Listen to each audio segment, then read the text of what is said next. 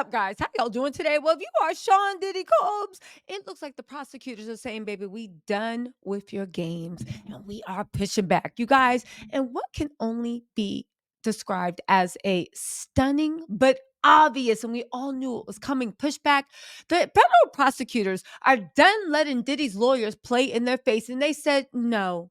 Let me tell you something. You say we're just breaking this up over flights of fancy. We have real certifiable evidence that you initiated a systematic campaign to destroy witnesses, tamper, obstruct, whatever you want to call it. You guys, this is shocking. Shout out to Valerie Renee for sending this over to me. This is directly from Justin Ivy at allhiphop.com. Maybe they got the news first.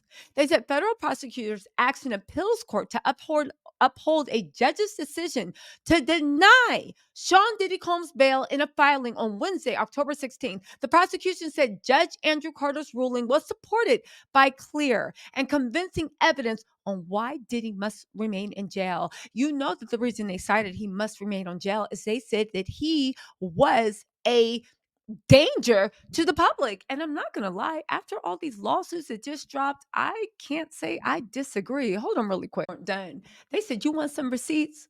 They said, you want some receipts? We're going to bring you receipts. They said in arguing that evidence of obstruction was thin and that the government provided no basis to believe that Diddy tampered with witnesses, Diddy's primary quibbles with the strength of the government's evidence that Diddy made inappropriate contact with government witnesses, right? That's what Diddy was saying. He was like, you guys have no evidence. You're just making this up. And Cassie, what about Cassie? We were in love. We were two crazy kids just duking it out. That's basically what all Sean's stuff says.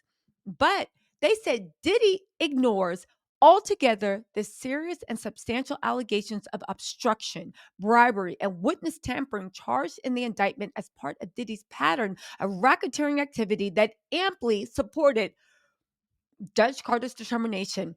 They said Diddy's long-standing and sophisticated methods of obstructing justice and silencing witnesses more than established his dangerousness. Now, let me tell you something. That is a heavy sentence. It basically said, get out of here, right? However, the fact that they are basically corroborating what all these lawsuits are saying, that Diddy's long withstanding and sophisticated methods of obstructing justice and silencing witnesses more than establish how dangerous he is.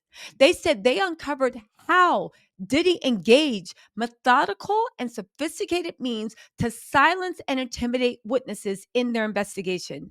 They insisted Judge Carter correctly determined Diddy is a danger to the community and a threat to witnesses. They said Diddy often used loyal intermediates to accomplish his objectives and wielded violence and blackmail, and as well as his substantial wealth and influence relative to his victims and employees to achieve compliance. Notice they said employees. That means that there are people on Diddy's team that are going to flip. My only question is, do some of them have the last name Combs? Exactly. This is actually really powerful. And their employees.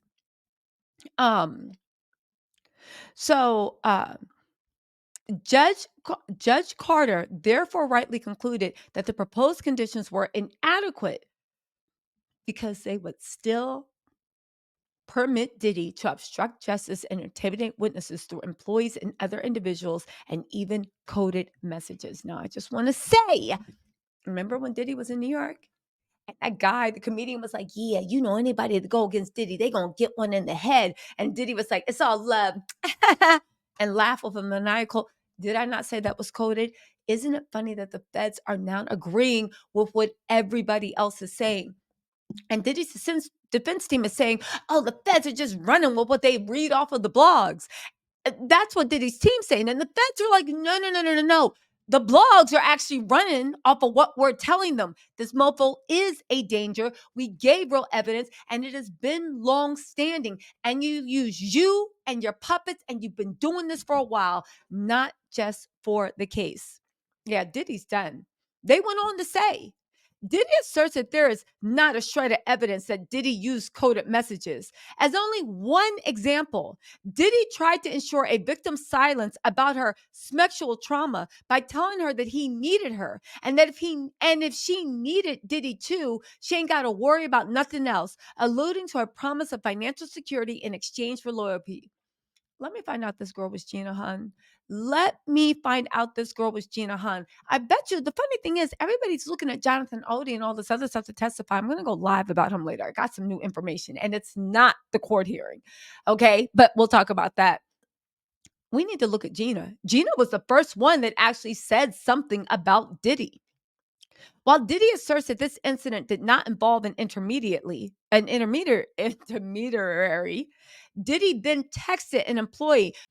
Judge Carter was the second judge to deny Diddy bail after the hip hop mogul was arrested on racketeering, conspiracy, and sex trafficking charges. A third judge rejected Diddy's request for immediate release, but referred his appeal to a 3-judge panel. The appeals court is scheduled to hear his argument on bail on November 4th, which, by the way, November 4th, really quick, I will be on really quickly, I will be on Vegas's one of the best morning shows out there. I will be starting the initial join in on November 4th. I just want to tell you guys about that.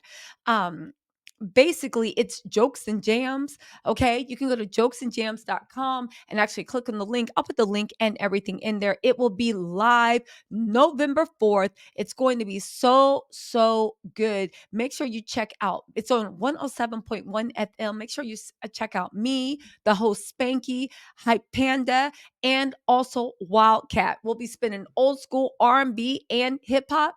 You know, I'm gonna have them mixing some current stuff, but though, we'll add the old Tattletales touch, okay? But it's gonna debut November 4th, 7 to 8 a.m. Make sure y'all come and show your girl some love. It will be nationally broadcast, but just come and show your girl some love. Anyway, back to this, right?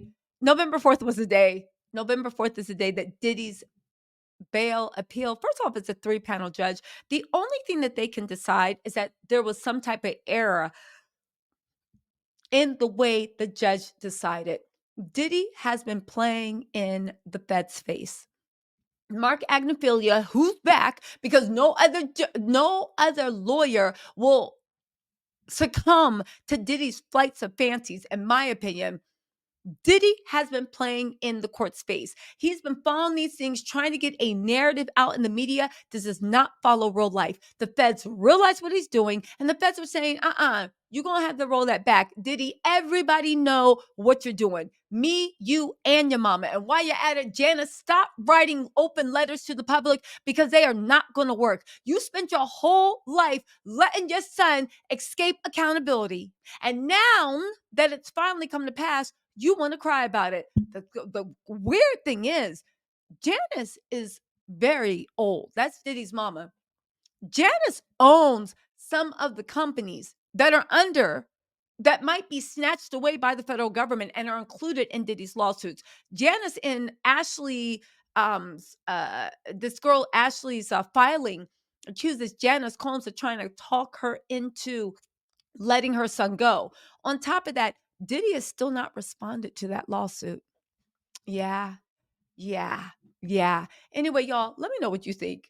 The feds aren't playing with Diddy. Diddy can stop these flights of fancies, and he just better go back to teaching those roaches and rats in his jail the Harlem Shake and see if he can bully them into going to get a slice of cheesecake from Junior's over the Brooklyn Bridge. Anyway, y'all, let me know what you think in the comments. I'll talk to y'all later. Bye.